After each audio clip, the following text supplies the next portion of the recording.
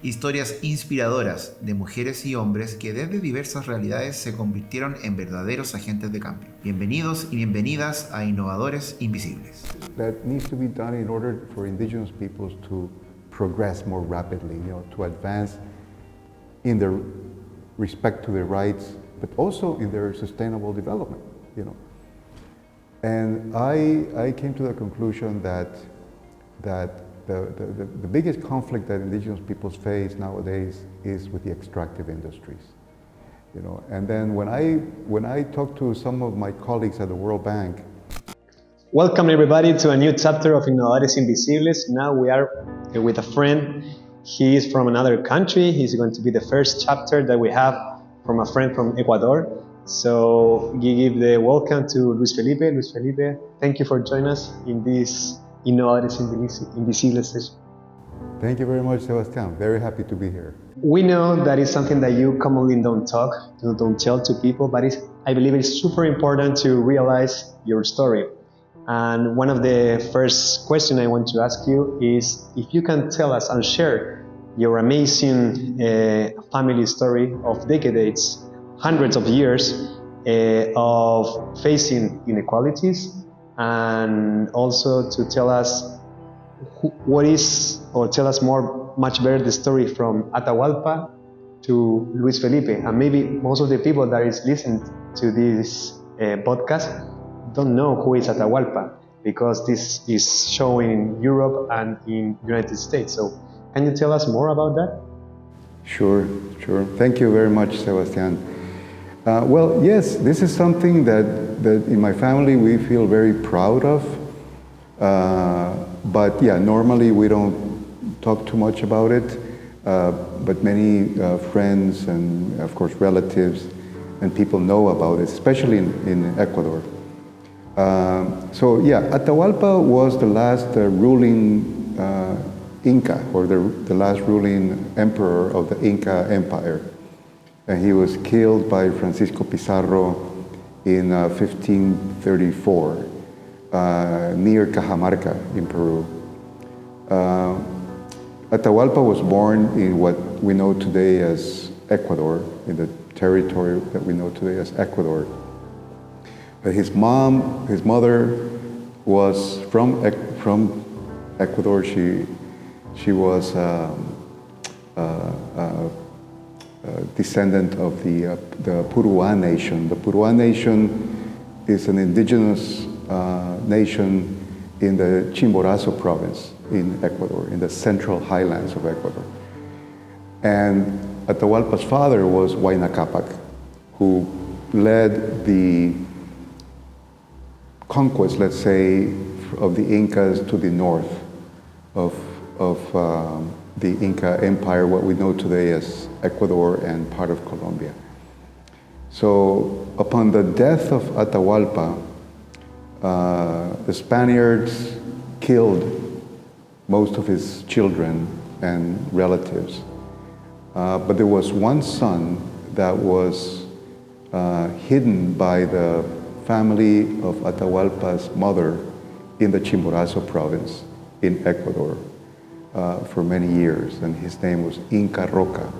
El mundo no sería percibido de la misma manera después de un 22 de junio de 1802, cuando Alexander von Humboldt subió el Chimborazo, considerado en la época como la montaña más alta del mundo, describiendo su geomorfología y valor cultural al resto del mundo occidental de este punto, el más alejado del centro de la Tierra. And he stayed hidden to the eyes of the Spanish in a remote area in the Chimborazo province, mountainous area, where the Puruhá nation lived. Specifically in a community that to our days still exists, which is called Cacha, very near the city of Riobamba today. So the Inca Roca had his family, and over time, the family of the mother of Atahualpa protected him and kept him hiding from possible risk of being killed by Spanish, etc. So this is a tradition that happened over centuries, of course, and there's good documentation by historians of this history. It's a Duchicela family, which is my surname. And it was my grandfather, Luis Felipe Huaraca Duchicela, the 26th. The 26th is a generation number not from Atahualpa or not from the Incas, but rather from the Shiris.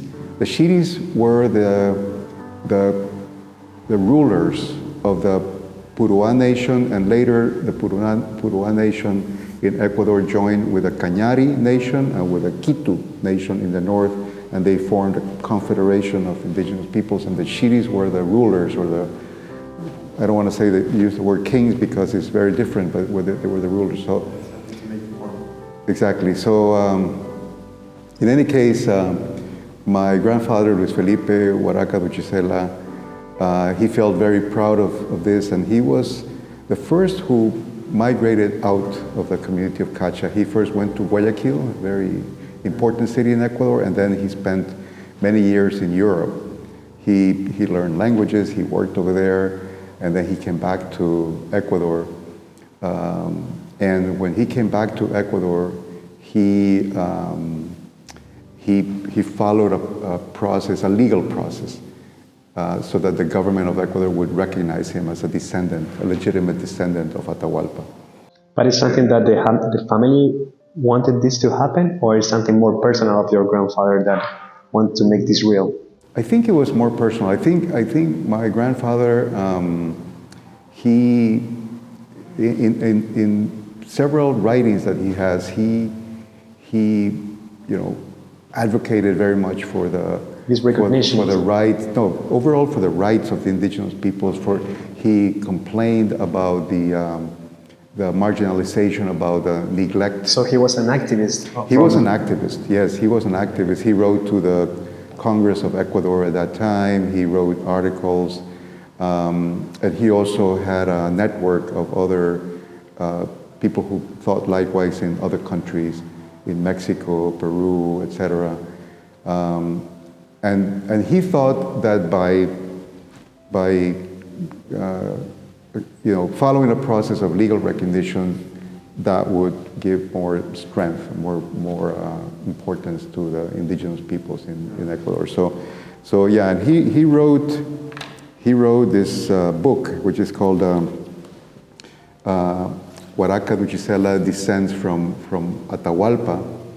This was written in 1933, and basically this document tells us about his history and also the conditions in which indigenous peoples lived in Ecuador and in the Americas at that time, and then it describes the legal process that was used to claim his legal descent from Atahualpa. This is amazing too. And it was approved, it was accepted by the jury at that time, I believe in April 1933.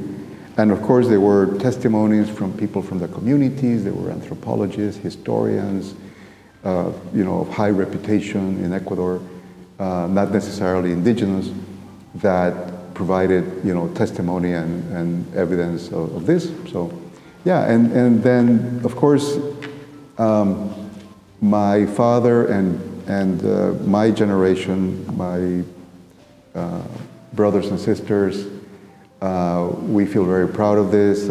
We were fortunate that our grandfather was able to instill in us a sense of pride and a sense of responsibility as well.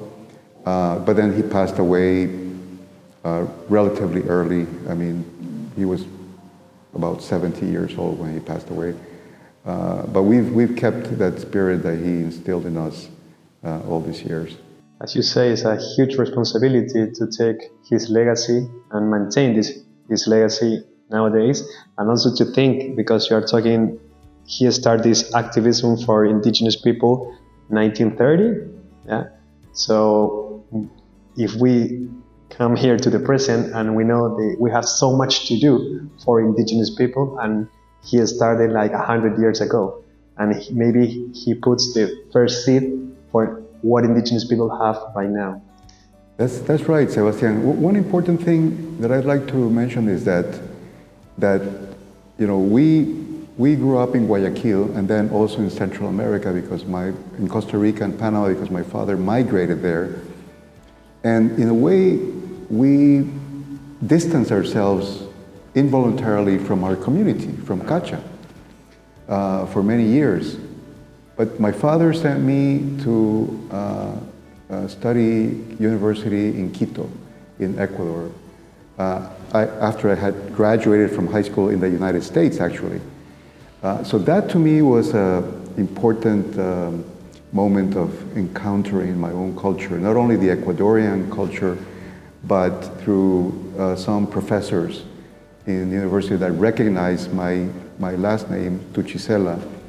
They actually told me who I was. I said, do you know who you are? And they, especially one of them, actually on a weekend, I remember I must have been 18 years old or 19, and she took me, 4-hour ride, by road to Riobamba and then to Cacha and Yaruquíes, another town nearby. And she actually took me to find some of my relatives that lived there. Later, this was in... A woman. She took you to... a professor. Come with me. Yes. And I will tell you who you are and when you come from. Yep. Wow. Her name is Ileana Almeida de Oña. She's a linguist that lives in Quito to this date, and we're continue to be very good friends. This must have happened in 1973, I think. But then in 1984, my father passed away, and we decided to bury him in Guayaquil. He was living in Panama.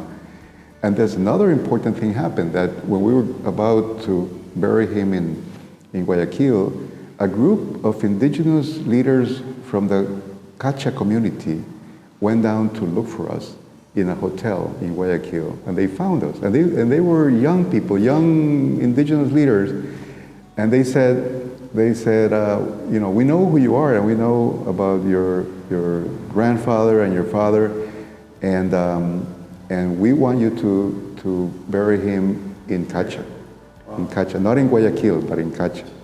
So we said, look, the funeral is tomorrow. We can't do that. There's people who have come from other countries, etc.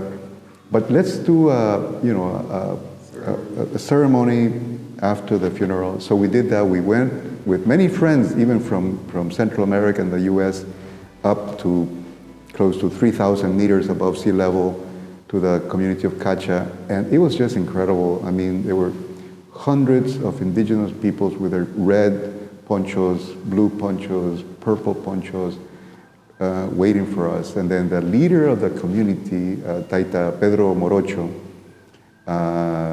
and also there was a priest who actually was very important in bringing the history, to this group. Anyway, they really made us, they received us, they welcomed us as you receive someone who had departed for many years, but you're back in your community.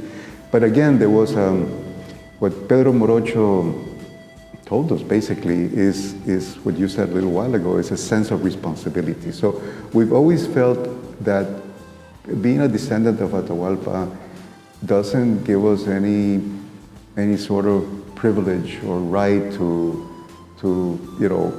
acquire anything that maybe other people may think. But the only thing that we really acquired is a responsibility, because we need to care for our people, right? And Cacha is in a province, the Chimborazo province, which is province with the highest population of indigenous peoples, and is the poorest province of Ecuador, you know.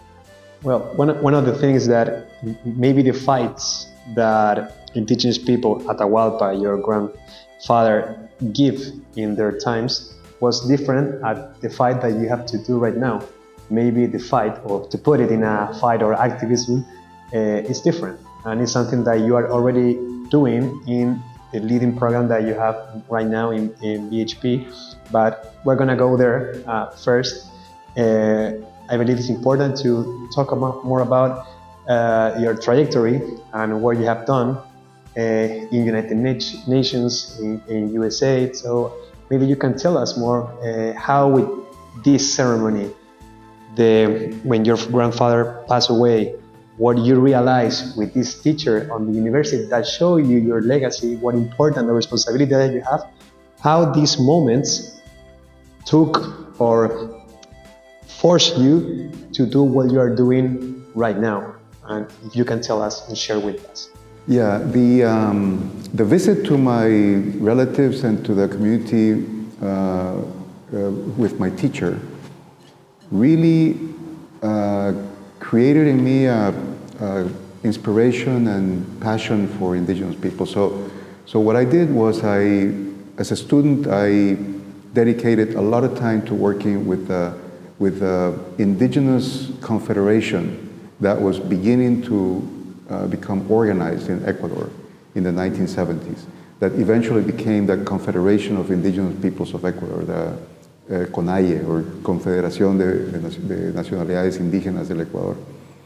And that was a wonderful learning experience for me. I was just a student attending meetings and congresses and getting all this knowledge, and learning about the problems of indigenous peoples in terms of legal aspects, territorial aspects, and all that, social and economic, of course. So I graduated as an architect and a regional planner from Universidad Central of Ecuador in Quito.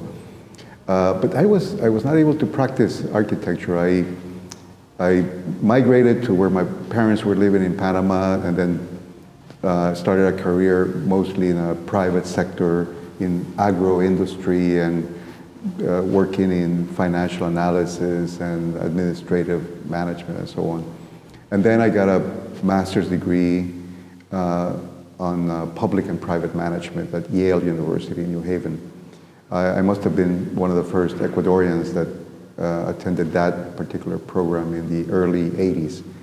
And that another responsibility to more responsibility. But I guess what I was trying to do, or what I decided, I think this is a good learning for anybody really. And I got the opportunity when the president of Ecuador at that time, well, I met him first in my community and all that, but then a few months later he called me and he said that he wanted to create for the first time a new national level entity for indigenous peoples and Afro-Ecuadorians, and he wanted me to lead it. So he basically created a new ministry for indigenous affairs and Afro-descendants. And I took the decision to leave my How much time it takes you to say yes? Let's go? I said it yes quickly, but I told him that I needed a leave of absence from my company, and he helped me get it. And of course, the person that I really needed to support was my wife and my children also, and she was very supportive. So we moved to Quito right away, and left temporarily this job in this multinational corporation. And it was one of the most gratifying jobs that I've had. I was the first National Secretary for Indigenous Affairs in my home country of Ecuador in 1994. Minister, and I was able to present a project to the World Bank at that time, and we got $50 million for indigenous people loan exclusively for indigenous For peoples projects and direct Afro-Ecuadorian. benefits for them. It was a project called the Integrated Development of Indigenous Peoples and Afro-Ecuadorians in Ecuador. And but I did not stay through the implementation of the project. So from agribusiness, you come to public policy, to government, and to me it was a wonderful. Ecuador has more or less 2,500 indigenous communities in the coast, the highlands, and the Amazon region. And every week, I probably spent only Monday and Tuesdays in Quito in the office. Every week, time on the field. Go to the field, go to talk to the indigenous community, see what they needed, and we did a lot. I think those 2 years were a lot of work. We got the $50 million from the World Bank.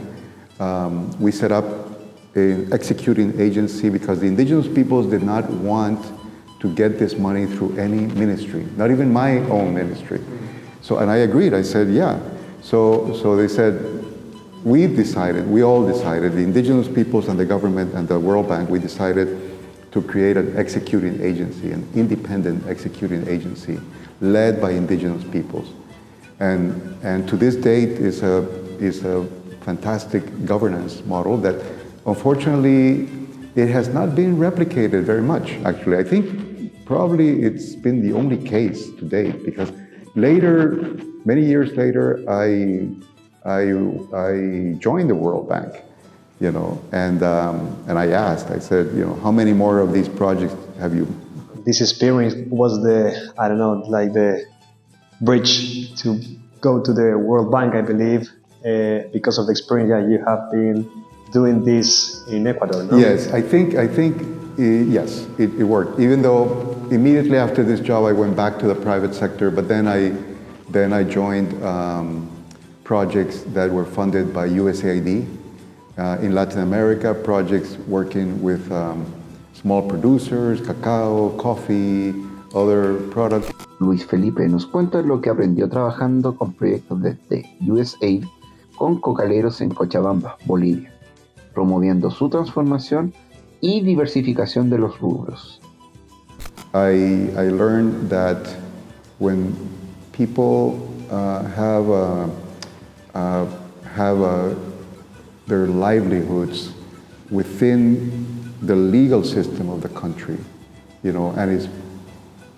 and they have proper technical support, they thrive, they prosper.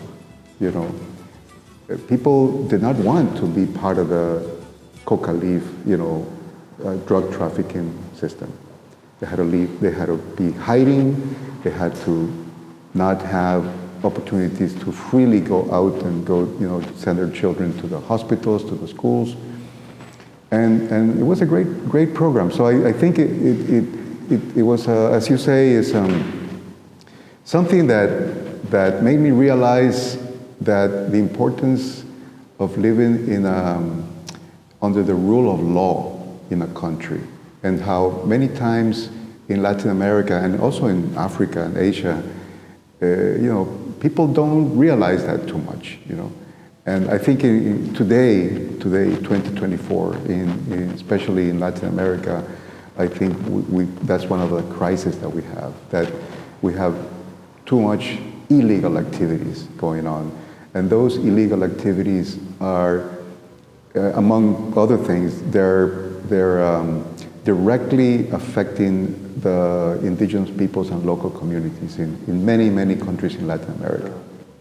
Yeah, and some of the biggest thing that we are facing right now, we talk about climate change, and I don't know, the 20-25% of the land of the world is in hands of indigenous people, but the most important thing is that 89% of biodiversity is in those 20-25% of the territory. So it's so much important. It's not just for the indigenous people, it's from the whole world. So give them their autonomy, their decisions, make them part of the decision, that they could be the protagonists of their development, given the chance to decide, not from others to decide from them. So during this period, we can, on one of the things that we Discutimos el desafío que enfrentan las grandes organizaciones multilaterales o agencias de desarrollo para comprender la realidad y que no se limiten a la teoría o se mantengan como meros espectadores. Este es un gran desafío, y aquí está la respuesta de Luis Felipe al respecto. No, it is a huge challenge. Yeah, well, I worked at the World Bank, you know, and of course it's part of the United Nations, but it's a very distinct, institution, exactly. Loans to government for development, etc. Yes, and I think these institutions and other international development agencies and cooperation agencies, I think on the one hand, they have many good things going on. You know, I can tell you that there's a lot of motivated people, very intelligent, very committed people, and you know, there's a lot of efforts going on their side. You know, one of the examples is clearly, for instance, the World Bank. The World Bank has a history of, you know, more than 40 years, I would say, of having very clear policies for the indigenous peoples. Okay, since the 80s, and they have been evolving. And I was part of the process in 2013 to reform the existing policy for indigenous peoples at the World Bank, and I led a global consultation and dialogue with indigenous peoples in many countries in order to come up with with an improved policy, which became, now it's called a standard, environmental and social standard number 7 for indigenous peoples, which for the first time in history, it includes the right for free, prior, and informed consent into the World Bank policies. So these policies, such as the one that I just described, you have similar policies in the International Finance Corporation, for instance, that is a kind of a sister organization of the World Bank that gives loans to the private sector, and the Asian Development Bank, not so much the African Development Bank, by the way. The African Development Bank is a bit behind in this, but the Asian Development Bank is farther ahead, also the Inter-American Development Bank. But I would say the leader among the multilaterals is the World Bank. So I was very happy to be working at the World Bank during those years, and we not only I worked in this reform process, but also in actual projects. However, I think that there is much to do in terms of improving their effectiveness, you know, and the impact. And my feeling, to be very honest with you, my feeling today, 2024, is that the indigenous people's issues need to have a much vigorous and renewed energy and efforts in these institutions. That's my overall feeling. I think that, you know, I'm not saying that they have abandoned the issue. I think they continue to work, you know, they continue to do things, but if I compare to years ago, in the 1980s, in the 1990s, in the early 2000s, I see that institutions like the World Bank, the Inter-American Development Bank, and others had a more enthusiastic group, stronger group of experts on indigenous people's issues working there, that were willing to innovate, and they were willing to, you know, really do. Now they're administrative, and nowadays it's different. You know, one of the problems that I see, to be very specific, one of the problems that I see in the multilaterals and to some extent the bilaterals, but mostly the multilaterals, and also governments, many governments. One of the problems that I see is the excessive attention and focus on what is commonly called safeguards. Safeguards, okay, yeah, perfect. And even the private sector falls in that same, to me, is like a trap. To be very frank with you, is a trap. because for many years, safeguards were the only thing that indigenous peoples had. And for many years, you would say that it was really beneficial to have these safeguards in place, okay? But the situation has evolved tremendously in the world. Nowadays, indigenous peoples have more legal recognition, more constitutional recognition. They have more professionals working with them. They have acquired more land in many countries, etc., or reinstated more land. And these institutions and governments and the private sector, we cannot think only on safeguards anymore. And I think it's harmful if we just think on safeguards. It's almost like you would tell anybody, a human being, a child, any group, just to think about how to protect from risks. You know, it's almost like you raise a child saying, you know, just beware of this, beware of that, beware of that, and not help that person, that child, to, yes, protect yourself, but also be proactive, you know, be creative, go for it, you know, have your energy to seek, better It's amazing to hear your point, because in Balloon we are working with a lot of environmental NGOs, and we see the opposite of what you're saying. Nowadays they are investing so much in safeguards in any dimension, social dimension, environmental dimension, etc. So it's contradictory of what you have seen. So it's super interesting to contrast these visions. I know that we are running out of time, but I want to ask you, because we are talking about the public sector, maybe this multilateral, but also the private sector has something to do, something to be inclusive, something to do for indigenous people, and it's something that you have been moving forward in your story, in your trajectory. So what are you leading right now? Because you are in a mining company, we have talked about a lot of this landscape mining scope that you are moving forward, and give us inspiration for the other companies of what you're doing. What is the role for the private sector in this subject? To be inclusive or not inclusive, to be part, or give us the chance to indigenous to take their own decisions. So it's something. And the other one, what are you leading right now in this mining company? You can tell us. Yeah, sure. So I actually retired from the World Bank in 2018, and then I started working at USAID for 3 years. Very excellent experience at USAID. But in my mind, I had been reflecting about, you know, what is it that needs to be done in order for indigenous peoples to progress more rapidly, you know, to advance in their respect to their rights, but also in their sustainable development, you know. And I came to the conclusion that the biggest conflict that indigenous peoples face nowadays is with the extractive industries, you know. And then when I talked to some of my colleagues at the World Bank about this, especially the ones that are in the global practice of energy and extractives at the World Bank, they said to me, yeah, Luis Felipe, but also for the extractive industries, the indigenous peoples are the biggest challenge. So I said, oh, really? Okay. So that really interested me to say, you know, here we have the indigenous peoples and the extractive industries thinking of each other as the biggest challenge to each other, right?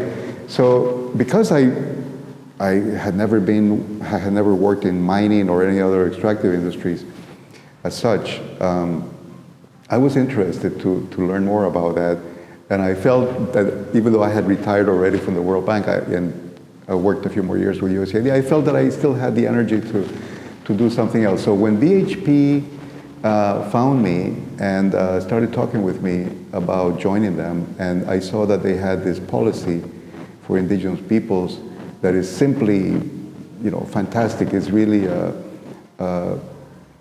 ahead of the time, so to speak, you know, the policy that BHP has and the social value framework and so on. And then I joined in the end BHP in 2022. So the challenge that we have is that here's a company that has this vision that for its own business, they need to partner with the local communities and the indigenous peoples in particular, for the reasons that you mentioned before. That it's time for us to think that we're part of the same effort, part of the same adventure, so to speak. And that, minerals today will continue to be needed in the world. And that companies like BHP can be a great support for some of the aspirations that indigenous peoples have had for many years and that maybe they have not been able to achieve so far. So in a way, what I'm saying is that maybe the key is in the private sector, and I'm sort of betting on that by being here in Chile, having moved to Chile to work here with BHP and be leading this program now. What we're doing at BHP is where the company has decided to allow me and to assign a project to me, which is basically to help Chile come up with a program that will help indigenous peoples in their sustainable development in mining regions of Chile. Okay, so it's very focused on the mining regions, which, as you know, is mostly in the north of Chile. So that's what I've been doing. That's what I've been leading for the past year or so. And I think that in the recent event we had this week here in Santiago, I can see that there is a lot of very intelligent people, very passionate people, experienced people that like this idea, and that are willing to come together to make it work. So, Luis Felipe, thank you very much for your time. We will see how this strategy that you're leading in BHP and is going to take place. And something that I want to take from what you just already said is you mentioned Chile, no BHP. And that's super important because it's something that you're leading not just from one company, it's from the mining sector, from the landscape of mining sector. So I believe this is a public policy thing, but being take place from the private sector. And it's something that we have to look how it's going to take place and also support this to happen. So thank you very much for giving the chance to talk with you, learn, and share your story. No, thank you very much. And I certainly hope that we continue working on this. I think BHP's goal and vision, yes, it's that the need for indigenous peoples to thrive and to have their rights respected and to develop in a sustainable way is not only a task of BHP, it's really a task of everybody. It's the government, it's other mining companies, other private sector, civil society, NGOs, and that's what we're trying to get together, Of course, BHP wants to be an important part of this, we want to be part of this process and help, but we realize we don't have the capacity, we don't have the role to do this. But thank you very much, Sebastián, for this interview. Thank you very much. Our vodcast series, Innovadores Invisibles, Voices of Progress, features inspirational stories of people who built impactful solutions that changed their lives. This collaboration is an important part of addressing wealth inequality, people who share with us their journey of upward social mobility. This is a collaboration created by Balloon Latam and the Wealth Inequality Initiative by Julius Baer Foundation. The Wealth Inequality Initiative by Julius Baer Foundation is a globally collaborative platform to awaken interest in wealth inequality, to circulate knowledge, to mobilize stakeholders, and to drive action towards more equitable solutions. Be part of our community, and together, let's embrace the role of changemakers. Balloon Latam es una empresa B que reduce las brechas de desigualdad en la ruralidad, potencia la cohesión social a través del desarrollo de proyectos locales, espacios de vinculación y diálogo, haciendo que las comunidades sean protagonistas de su propio desarrollo. Pueden encontrar más información en www.balloonlatam.com o seguirnos en nuestras redes sociales como Balloon Latam, Instagram, Twitter, LinkedIn y Facebook. Productor ejecutivo y voz en off, Juan Ignacio Cordero. Audiovisual, Ismael Contreras. Conducción, Sebastián Salinas Claro. Marketing y comunicación, Equipo Balún Latam junto a Equipo Fundación Julius Baer. Traducción, Equipo Julius Baer.